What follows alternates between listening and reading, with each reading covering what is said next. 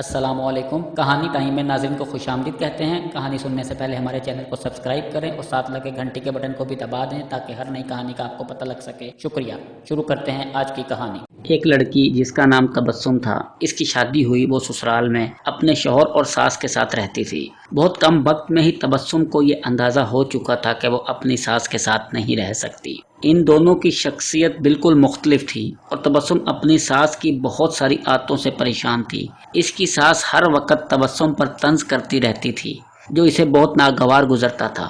آہستہ آہستہ دن اور پھر ہفتے بیت گئے، لیکن تبسم اور اس کی ساس کی تکرار ختم نہ ہوئی۔ ان تمام نا اتفاقیوں نے گھر کا ماحول بہت خراب کر دیا تھا، جس کی وجہ سے تبسم کا شوہر بہت پریشان رہتا تھا۔ آخرکار تبسم نے یہ فیصلہ کیا کہ وہ اپنی ساس کا برا رویہ برداشت نہیں کرے گی اور وہ اب ضرور کچھ نہ کچھ کرے گی۔ تبسم اپنے پاپا کے ایک بہت اچھے دوست احمد انکل کے پاس گئی، جو جڑی بوٹیاں بیچتے تھے۔ تبسم نے انہیں ساری کہانی بتائی اور ان سے کہا کہ وہ اس کو تھوڑا سا زہر دے دیں تاکہ ہمیشہ کے لیے یہ مسئلہ ختم ہو جائے۔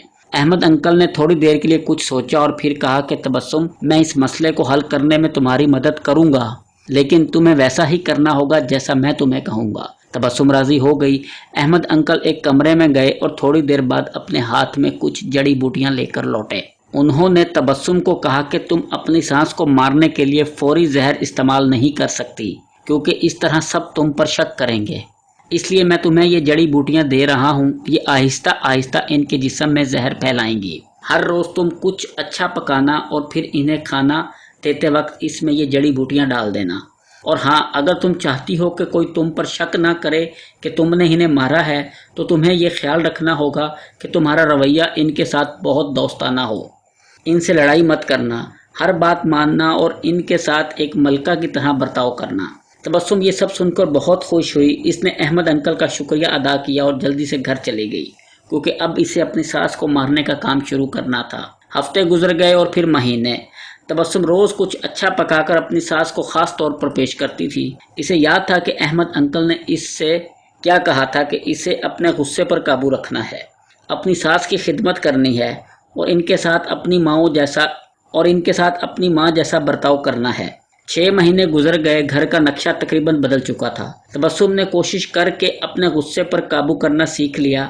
اب اکثر وہ اپنی ساس کی باتوں پر ناراض اور غصہ نہ ہوتی۔ 6 ماہ بعد ایک بار بھی اس کا اپنی ساس سے جھگڑا نہیں ہوا تھا اور اب اسے وہ بہت اچھی لگنے لگی تھی اور ان کے ساتھ رہنا بھی آسان لگنے لگا تھا۔ اس کی ساس کا رویہ بھی اس کے ساتھ بہت بدل گیا تھا اور وہ بھی تبسم کو اپنی بیٹیوں کی طرح پیار کرنے لگی تھی۔ وہ اپنے سب دوستوں کے درمیان تبسم کی تعریفیں کرتی تھی۔ تبسم اور اس کی ساس دونوں اب ایک دوسرے کو ماں بیٹی کی طرح سمجھنے لگے تھے۔ تبسم کا شوہر بھی یہ سب دیکھ کر بہت خوش تھا۔ ایک دن تبسم پھر احمد انکل کے پاس آئی۔ تبسم نے کہا، آپ مجھے طریقہ بتائیں کہ کیسے میں اپنی ساس کو اس زہر سے بچاؤں جو میں نے انہیں دیا ہے۔ وہ بہت بدل گئی ہیں، میں ان سے بہت پیار کرتی ہوں اور میں نہیں چاہتی کہ وہ اس زہر کی وجہ سے مر جائیں جو میں نے انہیں دیا ہے۔ احمد انکل مسکرائے اور کہنے لگے کہ تمہیں ڈرنے کی ضرورت نہیں، میں نے تمہیں زہر نہیں دیا تھا، بلکہ جو جڑی بوٹیاں میں نے تمہیں دی تھیں وہ وٹامن کی تھیں تاکہ ان کی صحت بہتر ہو جائے۔ زہر صرف تمہارے دماغ میں اور تمہارے رویے میں تھا، لیکن وہ سب تم نے اپنے پیار سے ختم کر دیا ہے۔ یاد رکھیے، ہمارا رویہ، ہمارے الفاظ اور ہمارا لہجہ یہ فیصلہ کرتا ہے کہ دوسرے ہمارے ساتھ کیا رویہ اپناتے ہیں۔